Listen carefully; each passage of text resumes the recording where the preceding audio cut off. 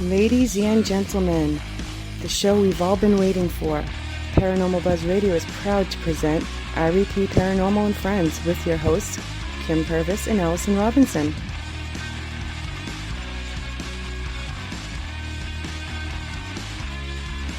Live every Thursday night on Spreaker, 8 p.m. Eastern, 7 Central, 5 Pacific.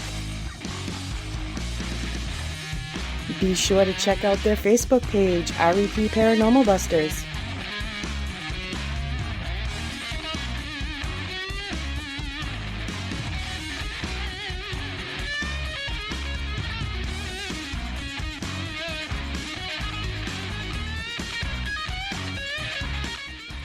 The views and opinions expressed in this podcast by the host or the guest do not necessarily reflect the views of Paranormal Buzz Radio or its sponsors. Use of any material produced by Paranormal Buzz Radio without express written consent is strictly prohibited. For information on everything Paranormal Buzz Radio has to offer, visit our website, paranormalbuzzradio.com. Like us on Facebook, follow us on Twitter and Instagram. Listener discretion is advised.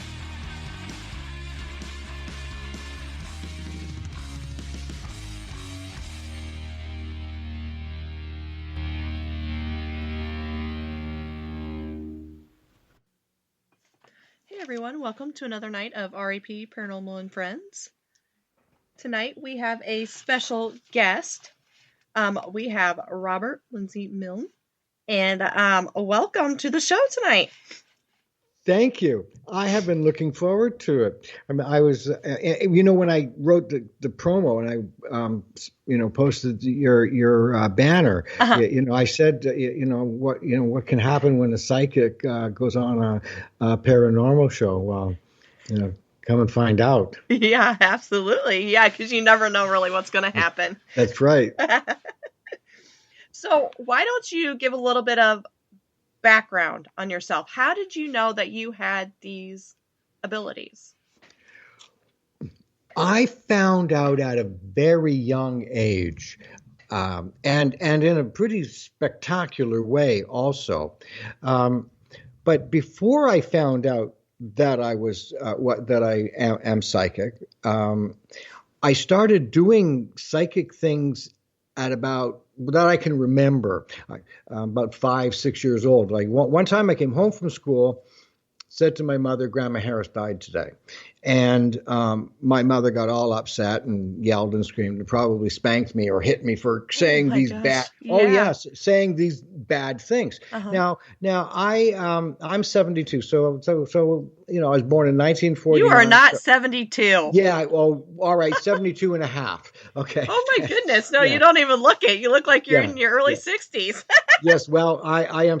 So I was born in 1949, and in those days, news traveled very slowly. Mm-hmm. So I told my mother that Grandma Harris died, but the thing about Grandma Harris is that she lived in England, and I'd only ever seen her once, and she was my great-grandmother. So there would be no reason why I'd be thinking about it. Mm-hmm. So the next night at dinner, my mother and father, my sister and I were sitting down, and my mother said to my father, Grandma Harris died yesterday.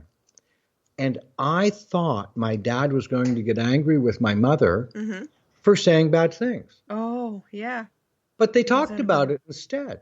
Oh, my goodness. And I thought, I couldn't figure out why. Mm-hmm. And those events used to happen to me often, where I'd see something and say it and get hit for it. And then later, the adults would just talk about it as if it was normal. Not the getting hit part. The normal part. And I didn't understand. When I was 9, I'm in Toronto, Canada, by the way. Right, yeah. Mm-hmm. And our hockey team, the Toronto Maple Leafs, well, when I was a kid, they were really successful. Mm-hmm. They're not now. My father took me to a Stanley Cup hockey game, Stanley Cup final hockey game, Boston and Toronto. And at the end of the third period, the score was tied. The teams took a break, and when they came on the ice, so I was 9 at the time. So when they come on the ice for the first overtime period, and they were just stretching, I knew number 17 with Toronto Maple Leafs was going to score. And it was so real, it was as if he had already scored. Anyway, the referee blows the whistles and the teams go to the bench. And Gary Eamon wasn't even a first string starter. Mm-hmm. The lights turned down in Maple Leaf Gardens. There were about 18,000 people there. And I got so excited and I couldn't hold that energy in anymore. And just as they were about to drop the puck, I just jumped up and started yelling and screaming and cheering. Uh-huh. And everybody looked at me and my dad. and my dad put his hand on my shoulder and said, "Sit down." Mm-hmm. And I did. The game started. And I was kind of stunned. A couple of minutes later, Gary Eamon jumped over the boards. Guy passed the puck to him, and he tipped the puck into the net and scored the overtime goal. And I was sitting in the stands, and 18,000 people were yelling and screaming, and all, the flash bulbs. And that was when I realized that I saw things differently. Mm-hmm. And that was when I knew what I was going to be doing with my life.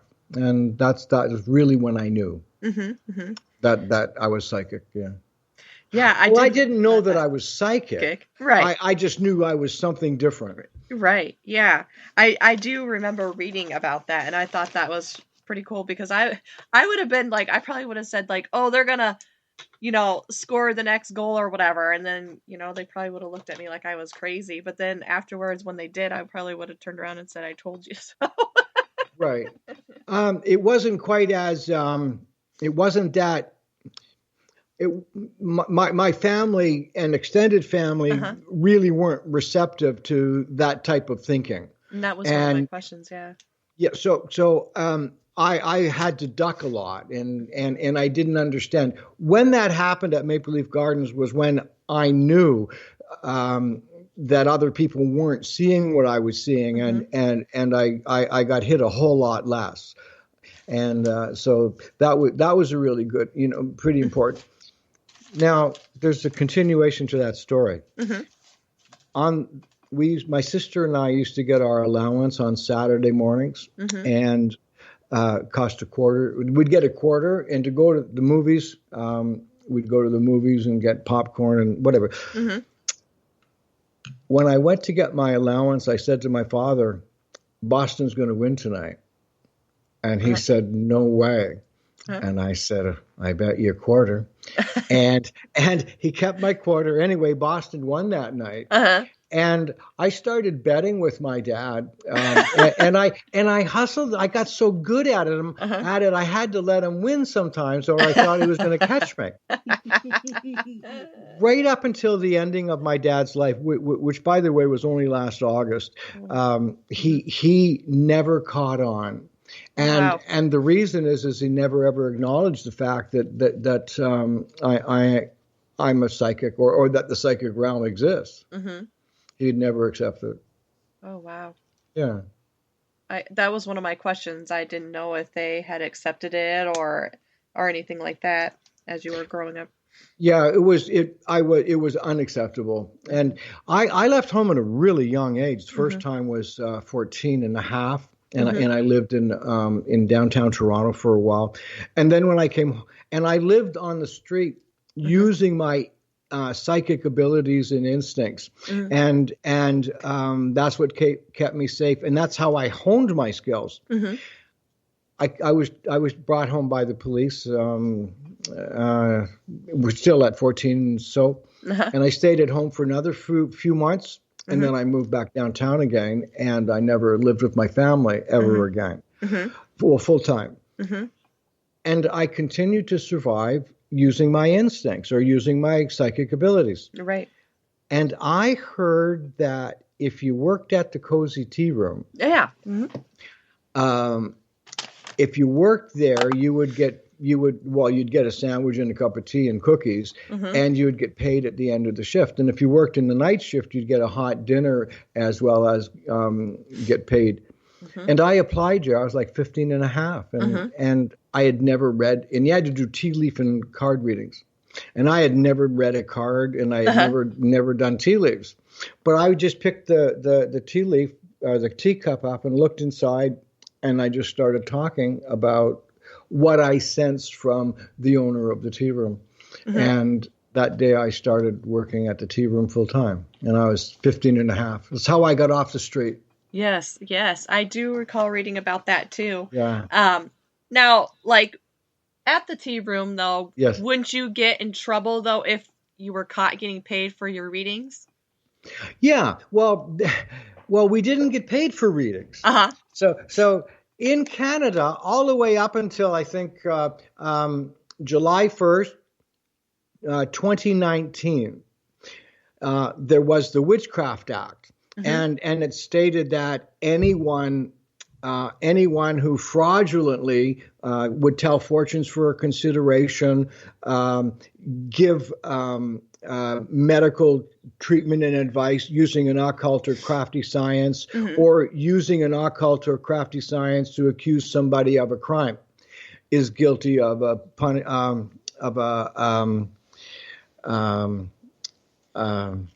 guilty of I forget the title now. Anyway, it's not more than $5,000 and not more than 1 year in jail. Summary conviction. You get a ticket. And that was put on the laws in the late 1800s, and it wasn't taken off the books until 2019. At the tea room, there would be a sign on the wall, and they would say, tea leaf and card readings are for entertainment only. And that's how they got around. So what they did is they sold sandwiches and tea and cookies. And then you'd get a reading. That's how it worked out. Okay, gotcha. All right. When I worked there, and I'm a bit of a workaholic, I would work 5 days a week and 6 days a week and sometimes even 7 days a week.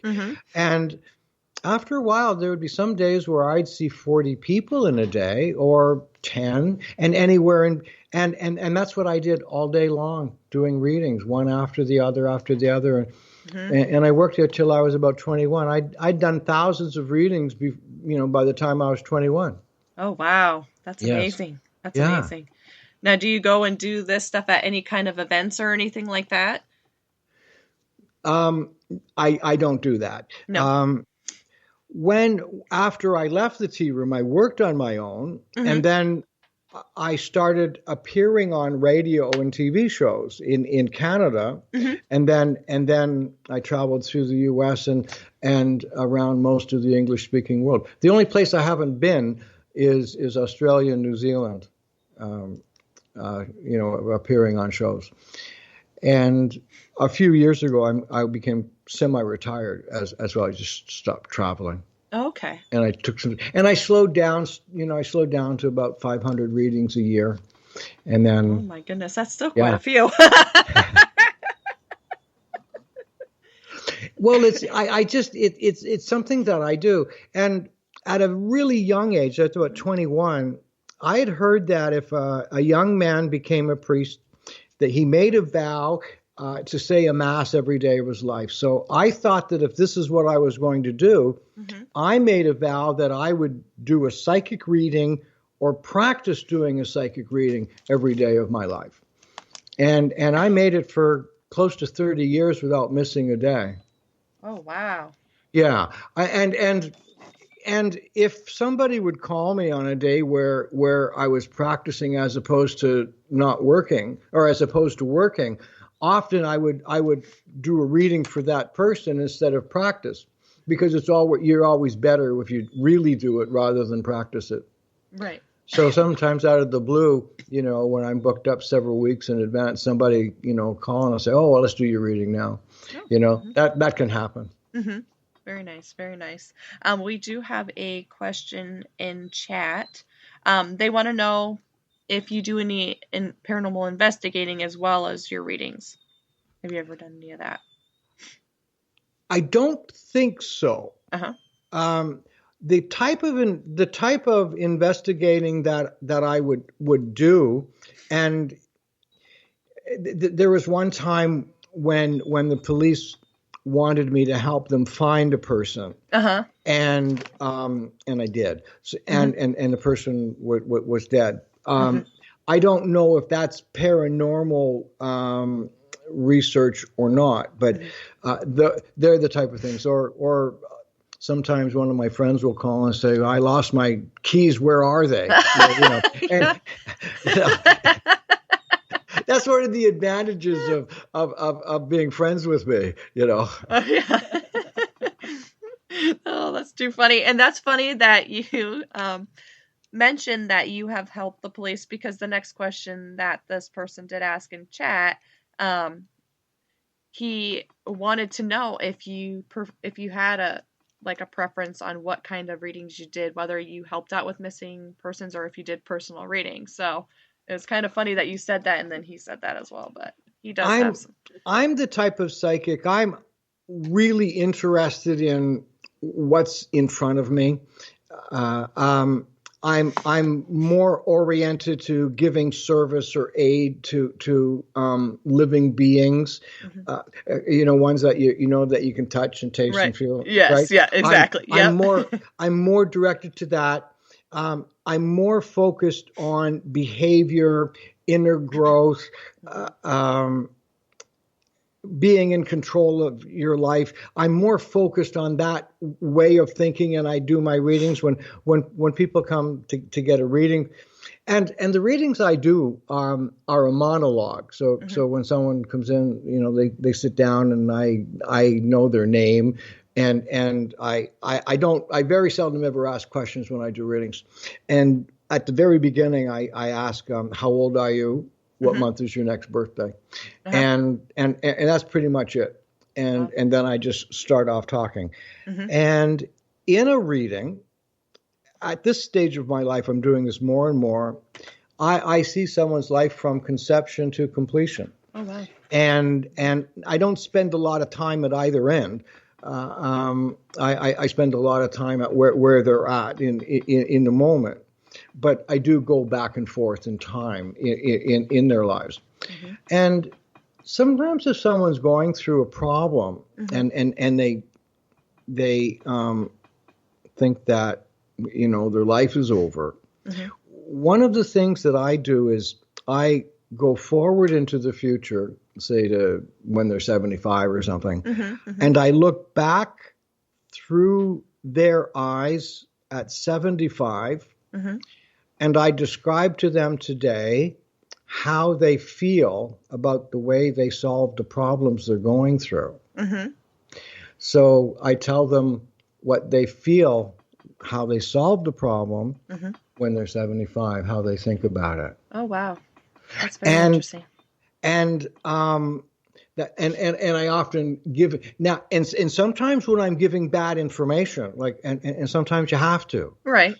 And the reason sometimes you have to is because if you can see something, you can change it. Right. So sometimes you have to give bad news. I start off telling the person what's going on because of the bad news, say 5 years down the road. And I talk all about that for a little while, and then I come back to where they are today, and then I mention a little bit, and then I talk about other things, and I come back and and I introduce the concept to them of the problem happening gently, so that they can, and they always are getting it from the point of view that it's successful though, and it's easier for people to grasp. And it's easier for people to be in control and actually change those events. Right. Yeah. That's a very good perspective. I don't think I've heard of any other psychics, doing it that way.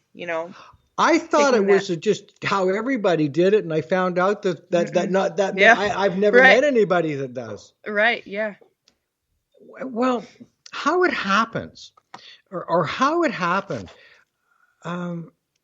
I just have a tendency, if I hear about something, I just follow the timeline. So maybe as a kid, I would follow the timeline and say, oh, this would be, and then pretend of what it would be in 5 years from now or 10 years. And I just naturally started watching how something would unfold in my mind.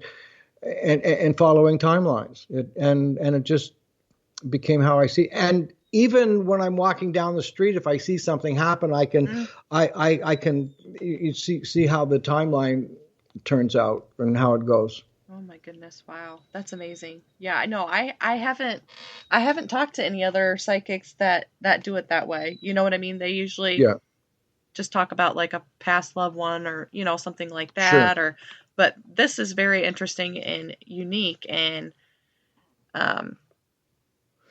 So at the I'm beginning mind of boggled by it. so my reading starts off pretty much the same every time, and the way I do it now I've been recording my readings since the mid 1970s, and if somebody didn't want the recording, they didn't want it to be recorded, I wouldn't do their reading. That was if I'm going to do a reading, it had to be recorded. Right.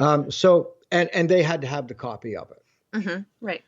So I'm trying to remember what I was thinking about. Sorry, I forgot. That's okay. What was the question you asked? Because I had a good answer and I can't remember it now. Oh, I was just talking about the perspective that you of how you do your readings. Oh, okay. Yeah.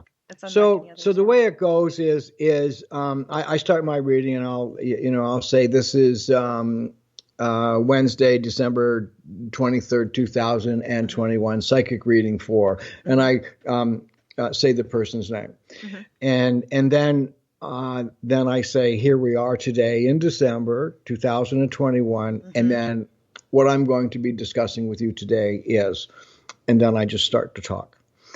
I ask my clients, please don't interrupt me. Even if you think I've made a mistake, don't interrupt me. Because what I'm saying isn't what I'm thinking.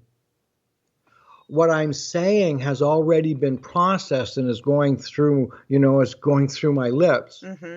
Then I'm thinking about what I'm going to be saying, what I am saying, what I have said, and maybe what I'm going to be doing later on that day, all at the same time. Oh, wow. And it's like having television screens on the wall, each one having a different channel, each one play, and I look back and forth at them.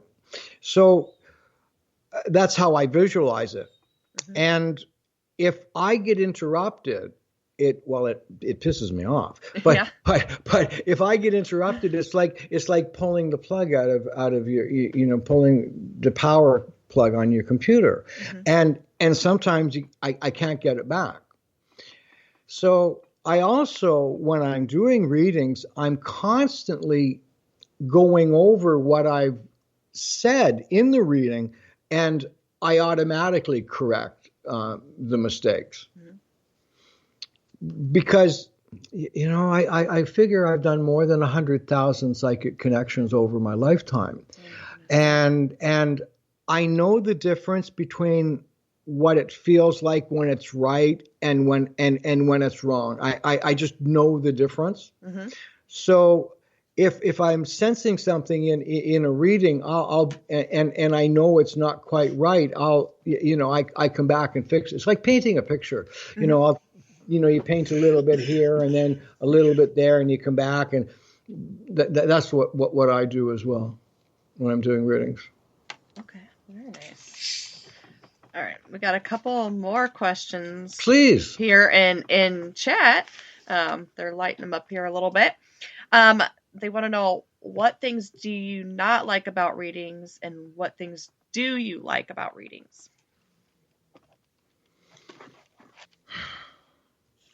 When I'm doing readings, when I am in that moment, tuned into that person, the only time I can actually do a reading for somebody is that when I tune into them, I have to feel love for them. And in that moment, it's not a physical love. It's an agape type of love. And when I'm tuned into them, they can be really scumbags, but I can have a feeling of love for them, when the reading's over, I go back to my original opinion. But when I tune in, it's a really beautiful feeling. And when I'm in that moment, it's glorious. So that's the the good thing about readings, or what I like. The uncomfortable things is when I can't connect with someone. That's uncomfortable. What's really uncomfortable is if somebody interrupts what I'm saying, or makes an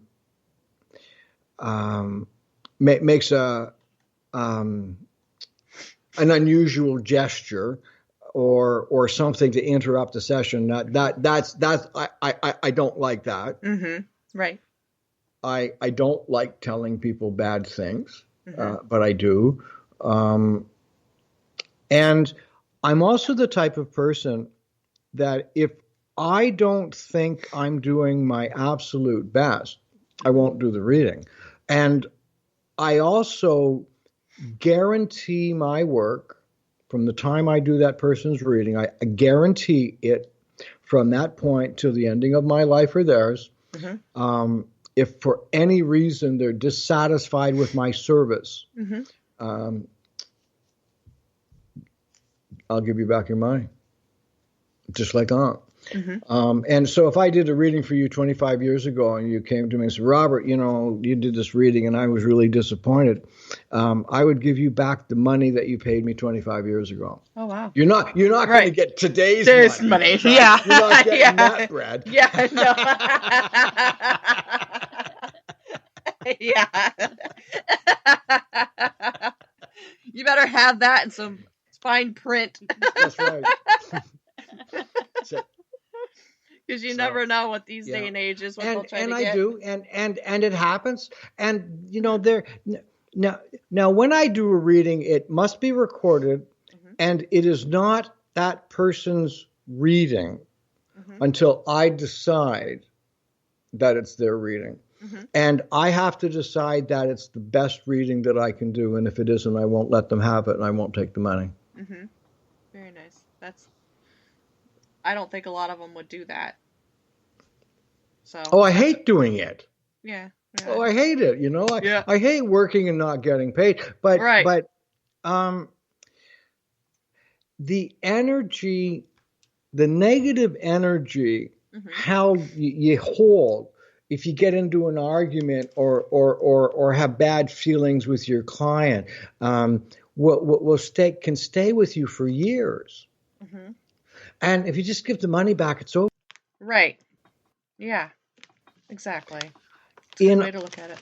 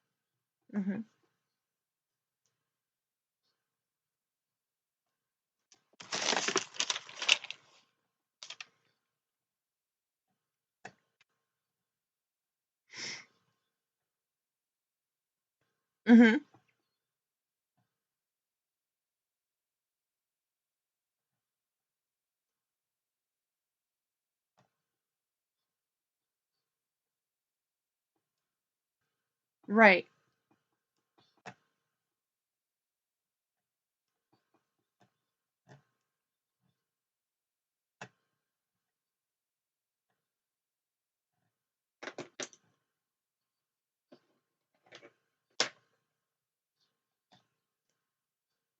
Well, no, I just lost sound. They just said that we lost you. So, for some reason, I can hear you, but they can't.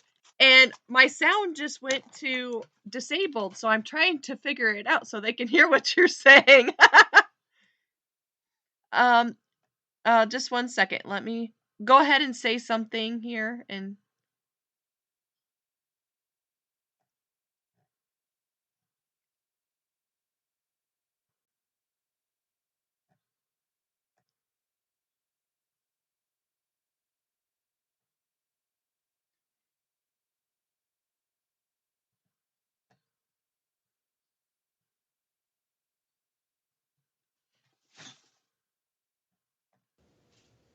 okay.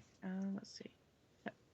Test it one more time for me, if you could, please. They said you fell into a void because for some reason I'm trying all different Fell things and it into a just. void. There we go. Wow. All right. There we go. I think it's going And now. we're back now. We're back in business. Yes. Okay. There we go. So, all right. Well, that was interesting. I don't know. They saw our mouths move. They just didn't hear any noises. Yeah. Actually, perhaps if you wanted to go in this direction, you could say it was all our spiritual guides teaching us lip reading. There we go. And telepathy. There we go. We're gonna that's our story and we're sticking to it. That's right.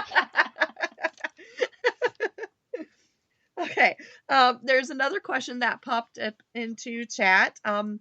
Want to know if you ever do any past life regression sessions. In my 56-year career, I did. Now, when you say past life regression, I would think of putting that person into a hypnotic state and walking them back through time. Mm-hmm. I'm a here and now kind of person, and what once was is not who they are right now. So when I die, Robert Lindsay Milne will never exist again. My essence will go back to wherever it goes, but Robert Lindsay Milne will never, ever exist again.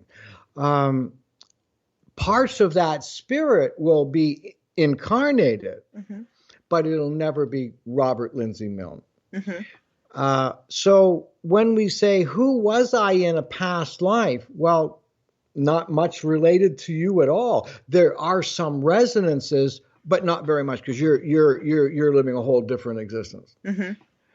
I'm more of a here and now. Let's just sort of take control of what's happening right now. You can mm-hmm. solve this without looking into the past. Mm-hmm. Sometimes I do that stuff. Mm-hmm. But I wouldn't put somebody through a regression because I haven't done it enough. I'm not skilled enough at it. Mm-hmm. I can tell them where they resonate with. Every now and again, I'll say to someone, "Oh, by the way, the reason you don't like getting your throat touched is because you were choked to death in such and such a time. This is the reason that you have that, and that may come out." Mm-hmm. But it's not a big deal. Mm-hmm. It's not a big part of the session. I'm more focused on from the time of conception mm-hmm. to the time of completion in this existence. That's where I'm at on that. Okay, very good. And I'm the type of person as well. I'm a one-on-one type of psychic. I like to work one-on-one, and I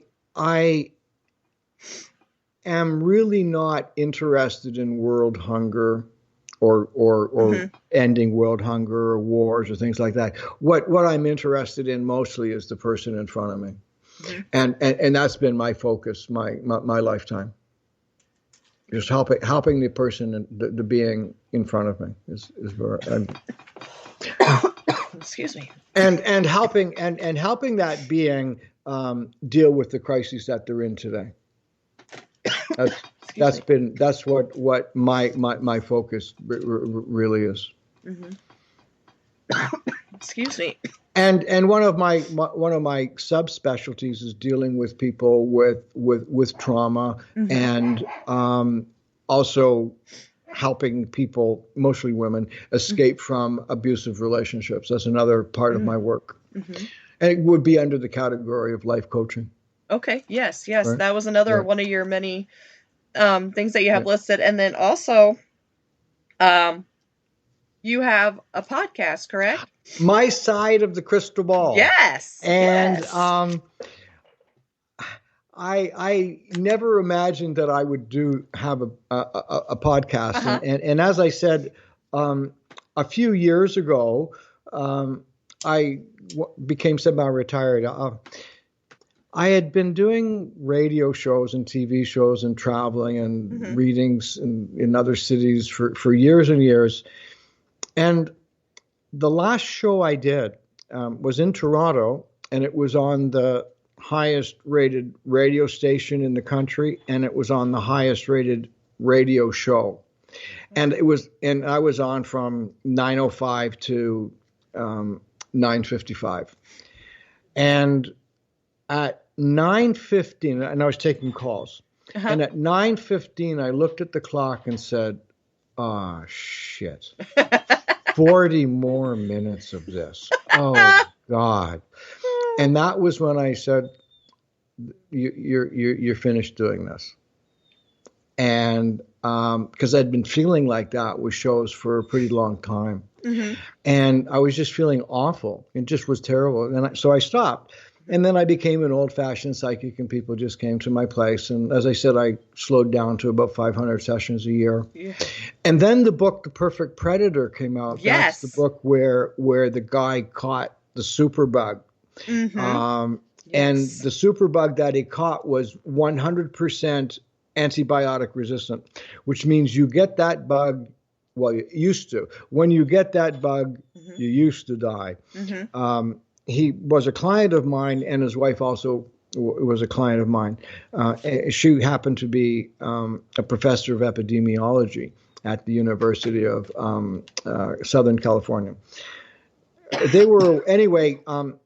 I helped her find the cure for that. And Tom was in a coma for about 8 months.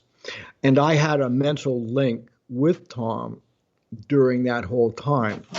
And I knew what was going on with him 24/7. And I knew when he was in trouble. I knew when his vital signs changed. I knew where there was pain in his body. I knew when he was strong. There was one point. He caught the superbug in Egypt, and by the way, there's a book written about it, and I'm in the book. He caught the superbug in Egypt, was medevac to Germany, and he was at a special clinic, and that's kind of like when I came had that job, and when I made that link with Tom, I visualized a candle, much like one behind me, and I thought of the flame as his life energy. And as long as the flame was strong, I knew that he was okay. Well, he was in a coma, but I knew that he wasn't dying. And there was one time when he was in Germany and he was in isolation, and everyone was wearing hazmat suits around him, and he didn't know where he was. He couldn't figure it out. He was sick. He was in pain. He was delirious, and he was starting to let go. And I knew, because the flame was flickering, and it scared the hell out of me. Yeah. And I told Stephanie that Tom needed to see his daughters, and yesterday was a good day. Today's still pretty good. Tomorrow's okay, but if you wait longer, don't bother. That night, his daughters arrived in Germany, and they got all dressed in a hazmat suit, and they got right towards him. And I knew they were there because this flame got stronger. I was in Wow. Toronto mentally, right? But Uh-huh. I knew that they were there because I saw the flame get stronger. And Tom writes about that in the book. Wow. And at that time, I know, had I not been doing that job, he would have died. Wow. What's more important than it was me, because there's a lot of people that are good enough to do that. My number came up. That's all. It was just my turn at bat, so to speak. Um, what um, what is more important is that some scientists learned for sure that people in comas can hear what's going on, and they think, because I was in contact with Tom, and I knew, and I was giving them information. There were times that I was 2 or 3 days ahead of what the doctors were sensing. Oh, wow. Now I wasn't able to do the medical work. I wasn't able to use the jargon. But I would be able to describe, oh, well, there's an organ here, and it looks like a purple color. So I was talking about his pancreas, but I didn't know that was his pancreas. I just saw the organ; it was purple. And I would describe things like that, or what his state of mind was, and then a couple of days later, the doctors would start talk about it, and then I used a lot of colloquialisms, and after a while, the doctor started using colloquialisms that I used to describe situations, and Stephanie talks about that in the book too. Yeah, I did read a little bit of that clip, and that was pretty amazing what you did. Now, another question that kind of maybe ties in with what you were talking about, but have you ever experienced a reading that was traumatic to you? Oh, yes. I was involved with Tom for 8 months, the time he was in a coma. Yeah. And when it was over, I didn't realize I'd never done such a thing before. For a whole year, my body was thrown off. I had several pretty serious accidents, like falls. And my PTSD was triggered. I was going through nightmares and awake, and I didn't realize until later that Tom also was going through PTSD episodes as well, and we were going through them both at the same time. So that was pretty traumatic. There was a time, and I do my best when I'm working, say, on a lost child or something. I do my best to be detached and not have feelings. It's very difficult if I'm doing readings for a person in front of me to be detached. But there was this one time where a child had been kidnapped, and the child was in the car. The child wasn't kidnapped. The car was carjacked. Oh, okay. And the car was submerged underwater. Oh my gosh. And I saw the little boy I saw the little boy in the car in his harness underwater. That was really fucking traumatic. Oh my gosh, I would say so. One time in my first tour of South Africa, I had a contract with South Africa Broadcasting. And my first tour, the first show that I was on was a show called The Felicia Show. And Felicia was the African version of Oprah. And she was her show was like big. And I always worked with live audience. And when I said to Felicia, we can do anything here except we're not no blood and guts and gore. Other than that, anything's on the table. So I'd been doing stuff in it. This was a live to air TV show.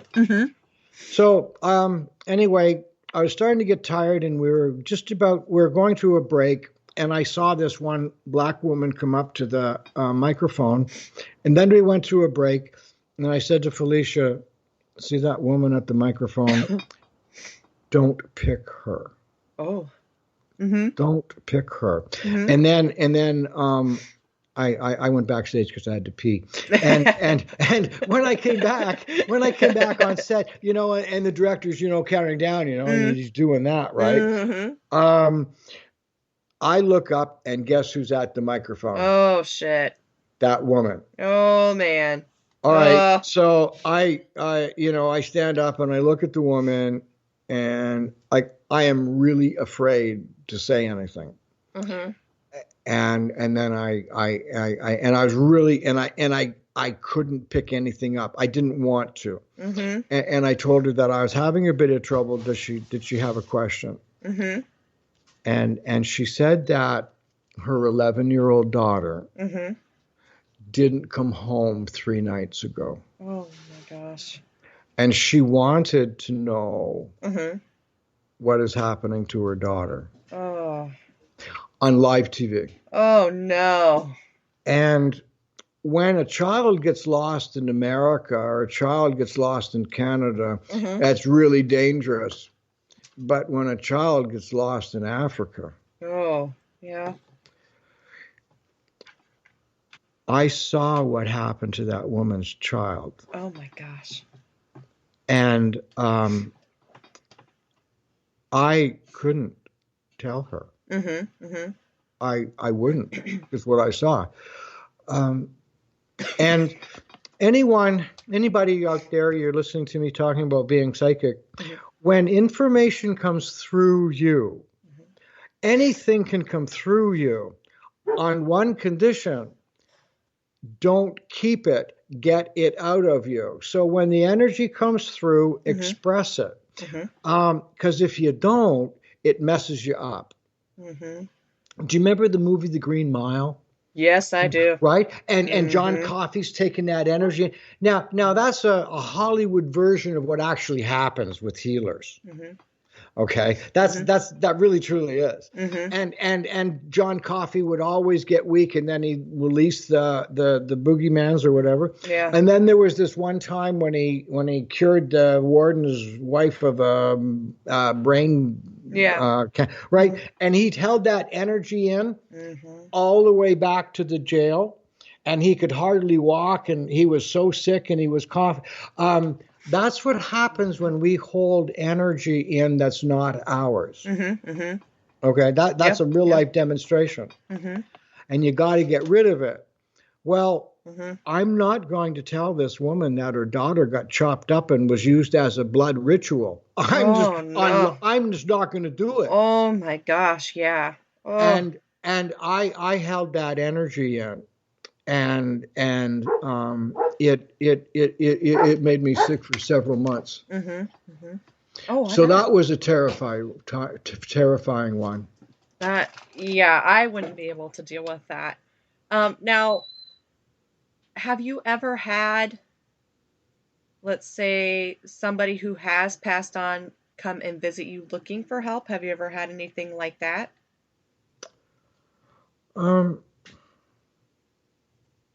I don't think so. Mm-hmm. My psychic ability was honed on the street. Mm-hmm. It was there for my survival. So it was burned into me. My skills saved me. It's quite simple. My skills. They're simplistic. Mm-hmm. I've never thought of me being influenced by spirits. Now, mm-hmm.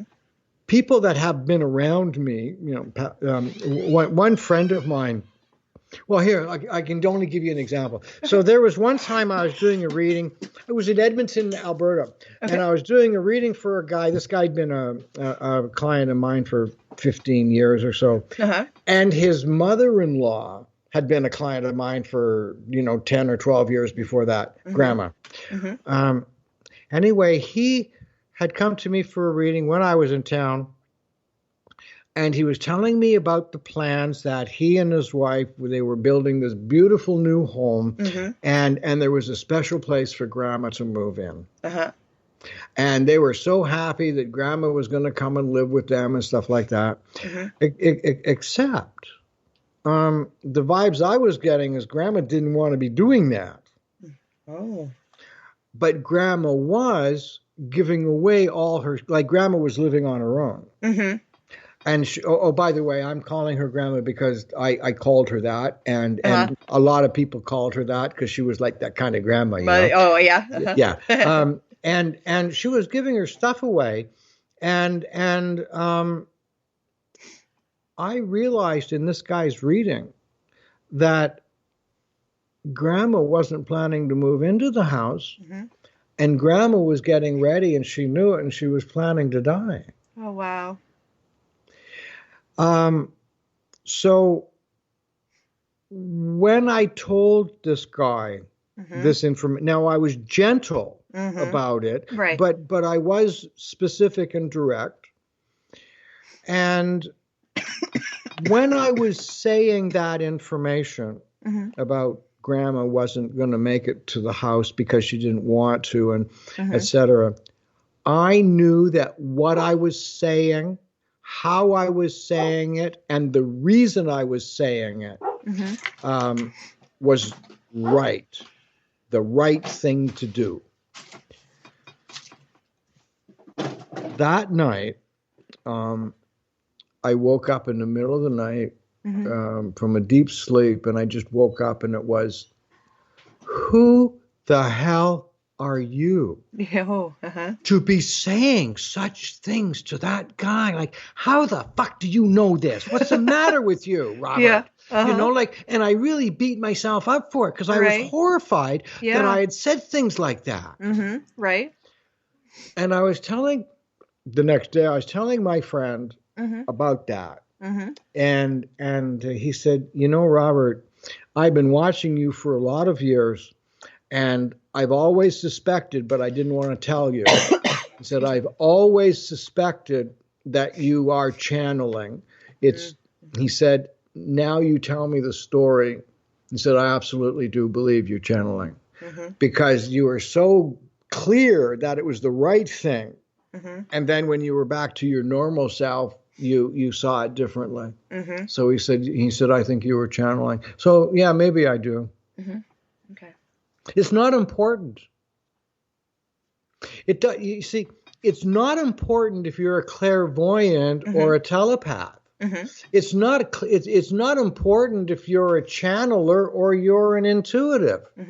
What's important is you're doing it. Right. So when and what I do with students is I say, don't worry about what it's called. Just do it. Right. So, exactly. And what I've noticed the difference between when I was first starting to now, you know, there's all these fancy names that people have, and I'm thinking, no wonder you're not any good at it, because you're.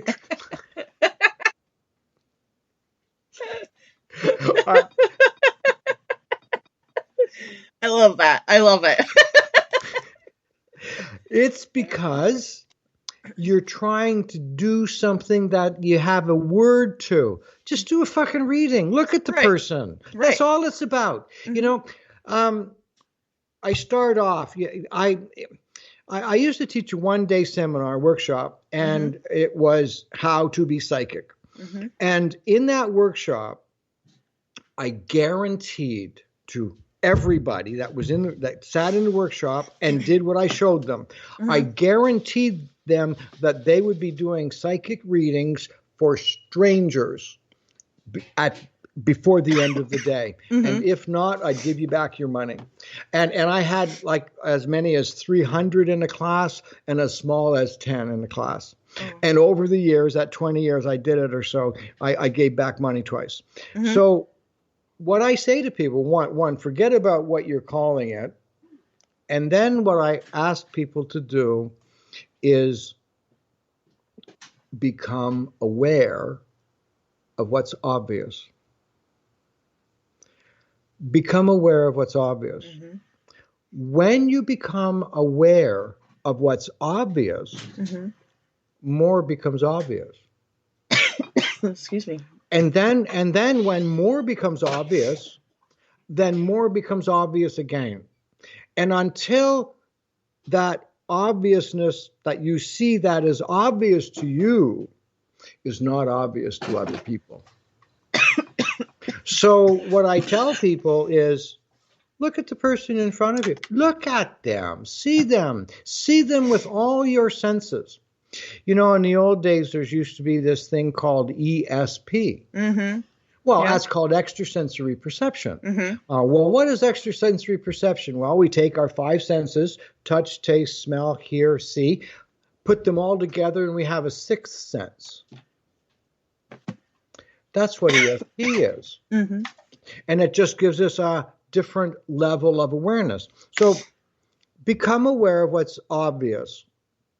So you look at the person, look at their face. You know, like don't glare at them. Right. Look at them. Look at how they sit. Listen to their voice. Look at their eyes. Look at their hands. Their feet. Look at them and become aware of them. When I'm doing a reading for somebody, I know if they lift their baby finger, I feel it. Right. Yeah. So I am so in tune. I know what's going on. But I look at people now. I don't stare. I don't ogle. Right. I just watch. And then I start seeing more and more and more and more and more. And that's how we learn how to be psychic. It's that simple. Excuse me. Now, as you start doing that, then you can start doing some other skills too, like looking into the future and then backwards through someone's eyes. But you start off with what's obvious. Right. I am so sorry you have this cough. I wish I could just go zap and it'd go away. I know. So sorry. That's okay. Yeah. I've had this tickle for the last couple days and it's just driving me nuts. I can't get I can't get rid of it. We have time for another question here. Good. Before we start wrapping things up. I know that Beyond Paranormal, he wanted to know if you have read any of the publishings by Alan. No. You knew exactly what I was going to say. Well, here's the reason why. I didn't learn to read and write until I was about 18, 19 years old. Wow. Okay, so I still even have a designation now of functionally illiterate. The written word is very difficult for me. Very difficult. So that's a company who knew whatever. It didn't matter. The book, I never read it. Okay, right. Gotcha. Awesome. Did you know that Edgar Cayce? Well, he was very well read, but what he would do is he would put a book under his pillow and sleep on top of it, and put his head on top of the pillow, and he'd wake up in the morning and have the knowledge of the book. I did hear. Yes, I have heard of that. Yes. That's just mind-boggling. I wouldn't be able to do that. There's no way. Well, I don't know how anybody could do it. Do you know what? I absolutely guarantee you can't. Do you know why? Why? Because you just said so. Yeah, that's true. If you think you can't do it. That's right. That's the reason. All right. Before Puppy. Yeah. Hi, Puppy. Yeah. Who is it? It's Kim's dog, Maverick. I want to call him Maverick. That's right. Harley. Harley? His name is Harley. Hi, Harley. What kind of dog? Mix. He's a lab and blue tick or something like that. Yeah. Oh yeah. Yeah. He's a mix. She saved him. I rescued him. Yep. I think, Kim, that he has paid for his breakfast more than once in your since he's been with you. Oh yeah. All right. So, where can people find you if they want to find you on social media or get a hold of you to ask you more questions or anything like that? Where can they find you? You can find me on my website first of all. Okay. www.robertlindsymilne.com. And you can find me on Facebook, Instagram, TikTok, and YouTube. Okay, perfect. And my Your podcast, yes. My Side of the Crystal Ball. Yes. And where can they find that? Is it on any kind of podcast platform? YouTube, Apple, Spotify, Okay. and anywhere else you get your podcasts. Perfect. Awesome. Amazing. Do you know how long it took me to learn how to say that? I know. Hey, at least you've gotten to TikTok. I haven't even figured that out yet. I can't. I'm just like, over my head. But I will make sure to post your information. So if everybody doesn't quite catch it on the sound on here, it'll be on our social media so they can find you there. Thank you, everybody who was in chat tonight. We appreciate each and every one of you. Thank you for everybody who was not in chat but listening. We appreciate you just as much. Thank you for tuning in. And thank you, Robert, for being on. You're absolutely amazing. We were getting so many amazing things said in chat tonight. So I know there's a couple people that'll probably be reaching out to you because they're like, we want to talk to him some more. So they'll probably be picking your brain a little bit. Love it. I love hearing from people. Yes, absolutely. Okay, we'll send them your way. Thank you, everybody, and peace out.